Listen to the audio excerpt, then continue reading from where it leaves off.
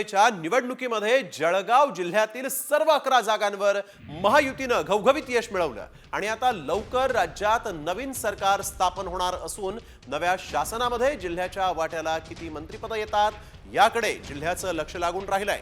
मुख्यमंत्री एकनाथ शिंदे यांच्या मंत्रिमंडळात जळगाव जिल्ह्याला 3 कॅबिनेट मंत्रिपदं मिळाली होती आणि त्यामुळे नव्या शासनात जिल्ह्यातील किती आमदारांना मंत्रिपदाची संधी मिळते याकडेही लक्ष लागलंय। जळगाव जिल्ह्यातील सर्व 11 आमदार मुंबईमध्ये असून लवकरच मुख्यमंत्री उपमुख्यमंत्री पदासह मंत्र्यांचा देखील शपथविधी सोहळा पार पडण्याची शक्यता आहे।